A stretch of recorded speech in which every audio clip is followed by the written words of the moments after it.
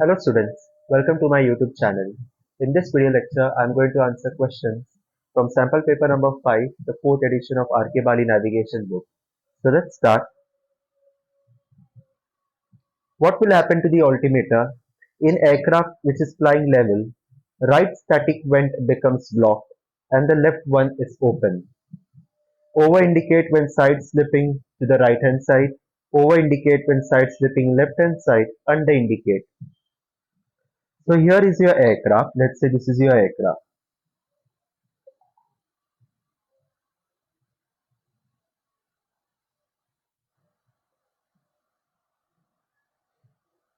Okay, and it is flying a northerly heading 360.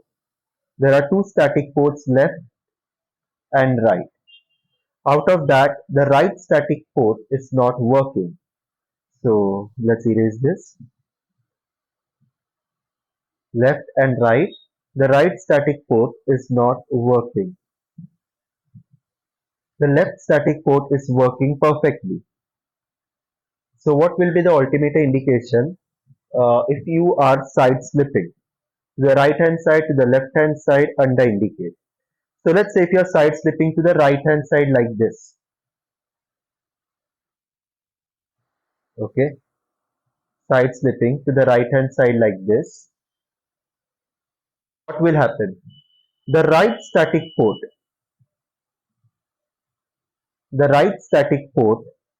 which is unavailable,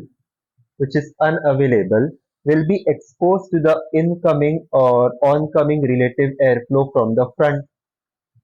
This oncoming relative airflow will tend to create a higher pressure on the right side of the fuselage, and since the left static port gets hidden gets hidden from the oncoming relative airflow, there will be lower static pressure on the left side of the fuselage. Now since your right static port is not working, only the left one is working. So the altimeter indication will depend on the source or on the inputs coming from the left static port. Now the left static port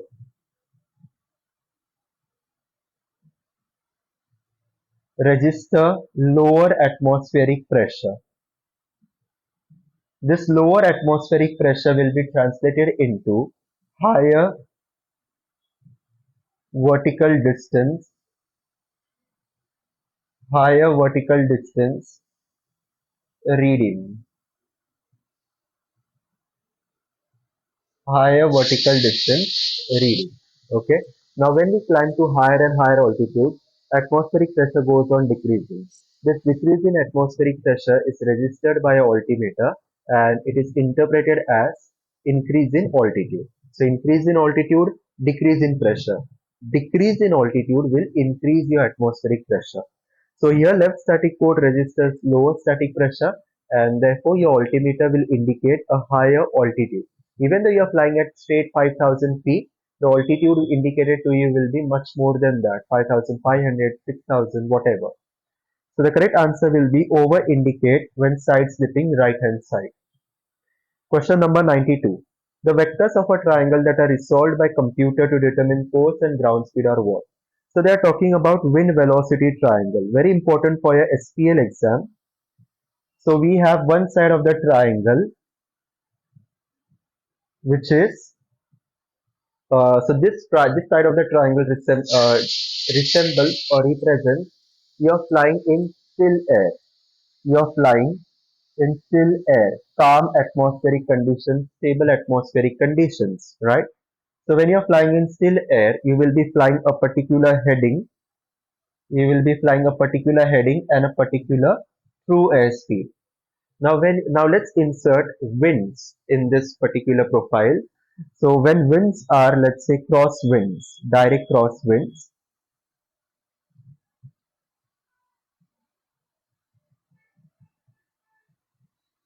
okay, winds are crosswind indicated by three arrows. So wind direction and wind velocity. Okay, so again, here we have heading direction, true airspeed velocity. Similarly for wind direction and wind velocity. As a result of this, without applying any wind correction, our aircraft will get drifted to the left hand side since winds are blowing from the right going to the left. So the final result will be we get this side of the triangle, which is indicated by two arrows. And since this heading will become track and true airspeed will become ground speed. Ground speed is nothing but true airspeed minus headwind, true airspeed plus tailwind. Again, crosswind conditions will change your ground speed, right? So this is the third side of your triangle, which happens to exist under wind conditions. So your heading and task in calm air. When you put winds in the picture, you get track and ground speed. So you have six variables: one, 2, 3, 4, 5, 6. So the correct option here will be option A. Course and true airspeed. Here they have used the word course in place of heading. Track and ground speed. Wind direction and speed. Okay, so six variables. Aircraft is on 100 heading, 100 degree magnetic bearing from NDB. In order to intercept 110 bearing line from NDB, aircraft needs to turn what direction? So this is your NDB station, let's say. This is your NDB station. This is the north datum. So you are at a bearing of 100 from NDB. That means you are flying a track of 100.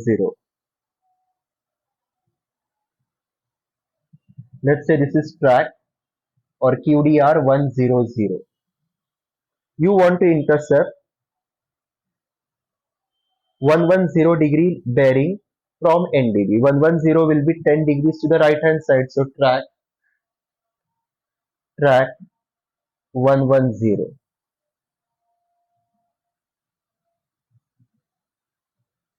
So currently your aircraft is positioned here. Now if you want to intercept track 110, you will have to make a right hand turn, right? A right hand turn, right 130, right 130, right 080. A right hand turn like this, okay? And a right hand turn of 30-degree angle interception. So right hand turn heading 130 is proper. So option alpha or bravo, whatever.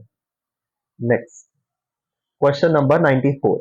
The response rate of a VSI can be improved by fitting an accelerometer. Now your vertical speed indicator, conventional vertical speed indicator is susceptible to lag error. That means when you enter a climbing attitude or descent attitude, your VSI indicator will lag for let's say 3-5 seconds, and after that time delay, it will show you the correct rate at which you are climbing or descending. In order to curtail this error or this lag error, we make use of accelerometers in a VSI.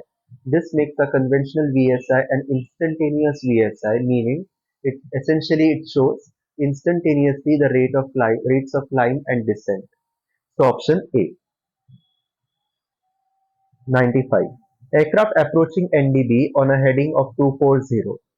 Relative bearing is 000. Aircraft maintains heading but drifts to the left. What will be the ADF reading? So let's draw an NDB station. Let's say this is your NDB station. Okay, this is the north datum. You are approaching the NDB station on heading 240. Now 240 is reciprocal of 060. So 060 240.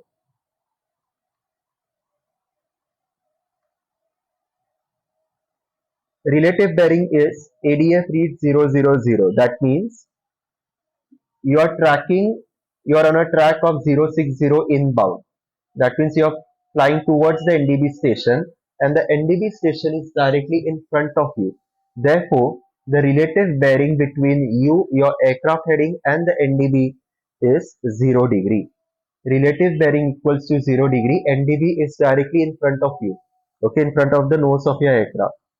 Aircraft maintains heading but drifts to the left hand side. Okay, so coming inbound, this is your left hand side, this is your right hand side. Okay, so what happens when you go to the left hand side? When you start drifting to the left hand side, like this. Now the NDB station, now your heading is the same, heading is 240. Now NDB station is to the right of your aircraft heading. So what will be the ADF reading? It will be to the right, so 010, 020, whatever. So let's look at the options. 95. So less than 000, equal to 00, more than 000 degree.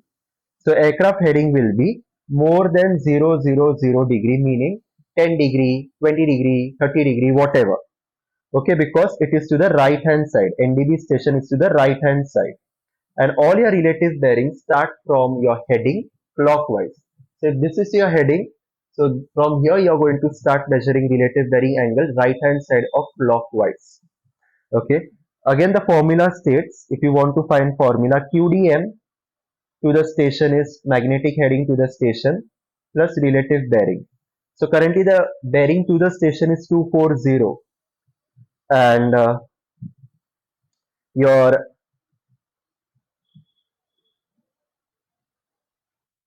ADF reads, aircraft maintains heading. QDM to the station is 240, and heading is 240. So relative bearing will be what? Relative bearing will be 0. That is in this case. Now in the second case, you have drifted to the left hand side. So the bearing to the station will be, this. Now this track will take you to the station. But your heading is same, 240. Heading is 240, right? So now your new QDM will be heading plus bearing. Heading we know 240. QDM to the station will be more than 240. This is 240. This will be more than 240. Let's say it's 260 or 250, whatever. So what will be the relative bearing? It will be 260 minus 40, meaning 20 degree. So any value more than 00 degree will be your relative bearing. Okay, so this is the proof. During an acceleration at constant altitude, you are flying straight and level. All that you do is you increase power of your aircraft and increase the forward speed, the true airspeed. The resetting principle of artificial horizon results in the horizon bar indicating a climbing attitude. So you are not entering a climbing attitude. You have not entered a pitch up attitude. You are straight and level. All that you have done is increase the true airspeed of your aircraft. The side effect of that is artificial horizon automatically indicates a pitch up attitude. So that is a false indication. So correct answer will be nose up attitude. Now when you are flying straight and level and you decrease the true airspeed of your aircraft, automatically the artificial horizon will give a false indication of descent. Remember this. In the southern hemisphere, very important word, southern hemisphere, during deceleration following a landing in an easterly direction, the magnetic compass will indicate what? So you are in the southern hemisphere, so let's draw the southern hemisphere of the earth. This will be the south pole, east and west. You are landing in an easterly direction. So your aircraft is landing in an easterly direction. So during landing phase of your aircraft, you are continuously decelerating. Your speed is decelerating, right? Your speed will be decelerating. So if you are decelerating and you are in the southern hemisphere, easterly direction,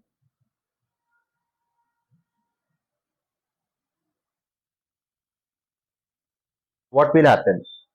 Your magnetic compass will show a false turn towards the opposite pole.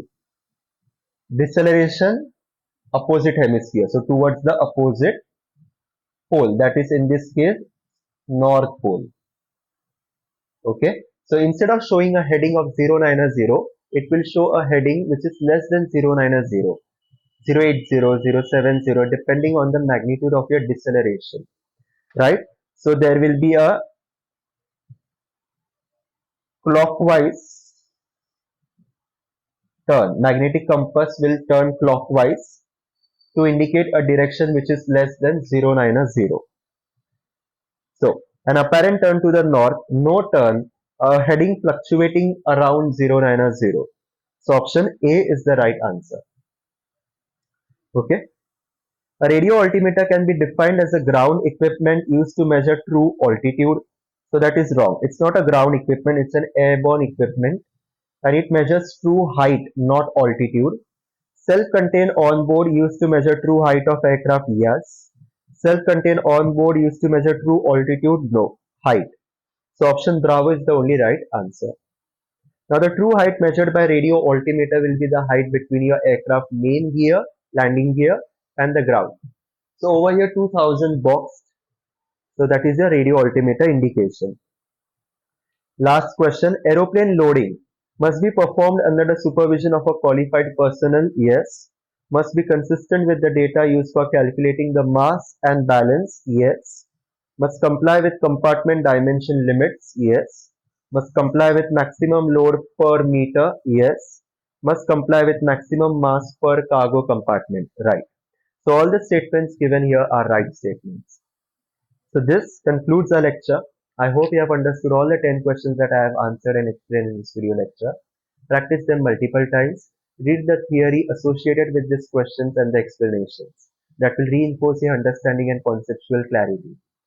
Best of luck. Share this channel with your friends. If you maybe they'll find it definitely they'll find it useful.